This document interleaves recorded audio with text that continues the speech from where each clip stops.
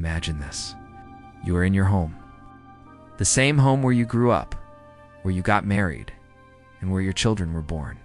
Outside, there are screams. They have been going on for 3 days, but now they are closer. Now they are on your street. Your husband left to defend the walls a week ago.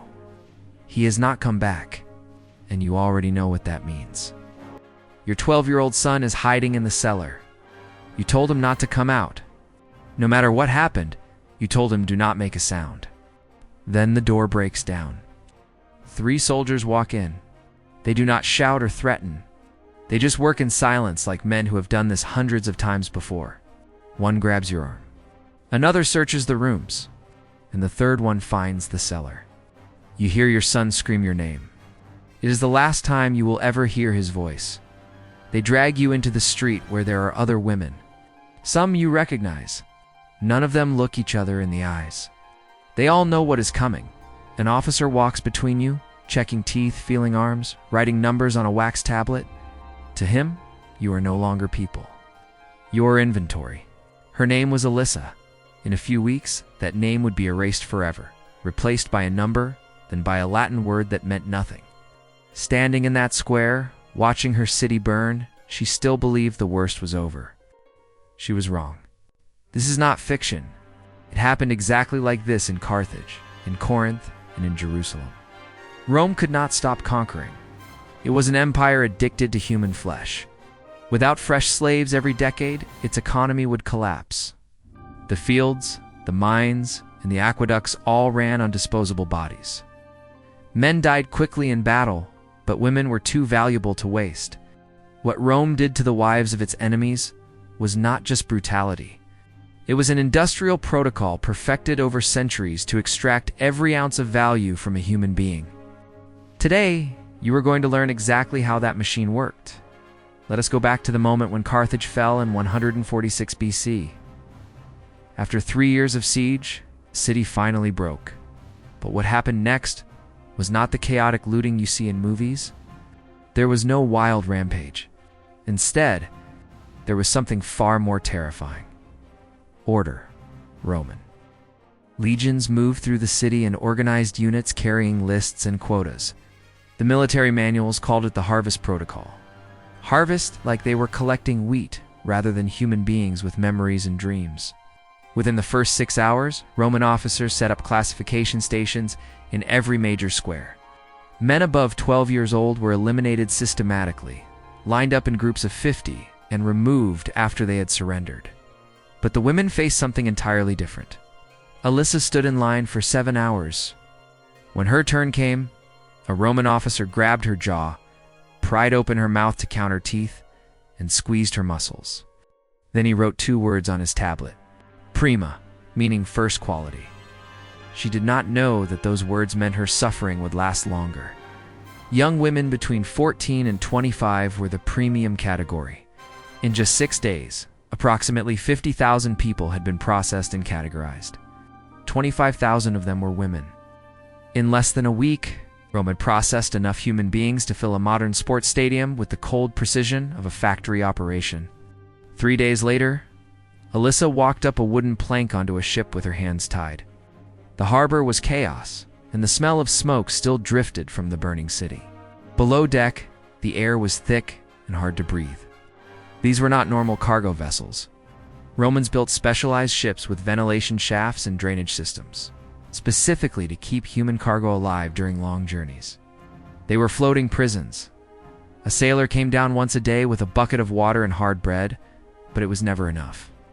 By creating scarcity, the Romans forced the prisoners to fight among themselves for crumbs, which kept them too busy to think about resistance. Mortality during transport averaged around 15%.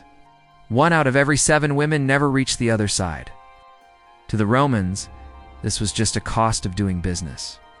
Those who died were thrown overboard, their deaths recorded in the shipping logs alongside damaged cargo and spoiled supplies. When the ship finally reached Ostia, Alyssa had been at sea for 26 days. She was alive. But she did not know yet that being alive was going to be worse. The slave market at Ostia was packed with hundreds of bodies. Before the auction, they prepared Alyssa by stripping off her clothes and burning them. They gave her a simple tunic that marked her as property. They washed her and rubbed oil into her skin to make it shine. A dealer inspected her for any defects that might lower her price, then brought her to the platform. The auction block was a raised wooden stage surrounded by Roman men. The noise was overwhelming.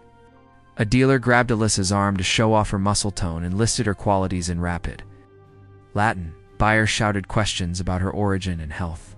The bidding ended at 28 silver coins. A man in expensive robes handed over the money and received a receipt. Just like that, it was done. Alyssa was now legal property with all the rights of a chair or a cooking pot. The man who bought her did not look cruel, but he did not look kind either. He looked like someone who had just completed a simple transaction. He would never learn her real name or ask about her family. To him, she was an investment. That night, Alyssa was given a new name.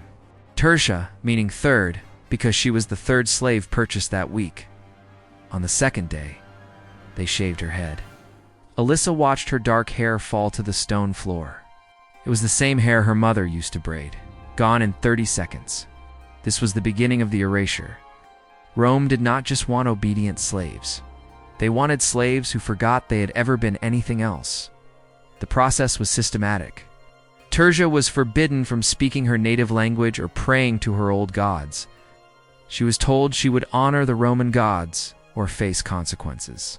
The cruelest part was the memory itself. Tertia was forbidden from talking about Carthage, her husband, or her son. At first, she held on to those memories desperately at night. But years passed and the memories became harder to reach. She would try to picture her son's face and find only fog. After 6 years, she realized she had stopped trying. Some women were taken to transformation facilities designed for industrial-scale psychological destruction. The goal was to transform a human being with a history into a blank tool. And for thousands like Alyssa, it worked. Rome did this because their economy was structurally dependent on slavery. At the empire's peak, nearly 40% of the population were slaves. The great estates that fed the army and the mines that produced silver all ran on slave labor. Without this supply of free labor, the entire Roman system would grind to a halt. But slaves died or aged out of labor. Rome needed fresh supplies constantly, which meant they needed new conquests. Every decade without a major war meant an economic crisis. It was a machine that had to keep feeding. Rome kept destroying cities and processing women, not out of sadism, but out of economic necessity. This was an economy built on human trafficking, learning to live with a permanent addiction.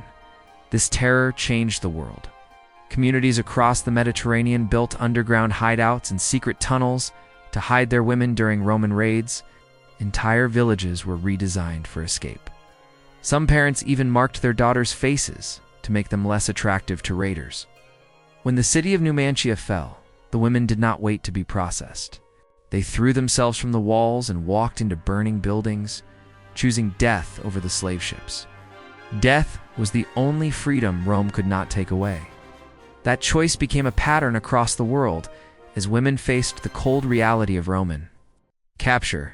We do not know what finally happened to Alyssa.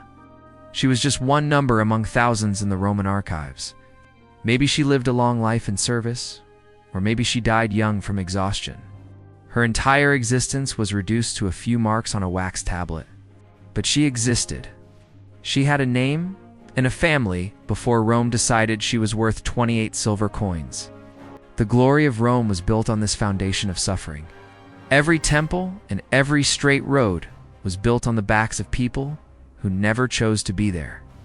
The next time you see a documentary celebrating Roman genius, remember the slave ships. Remember the markets where humans were sold like furniture.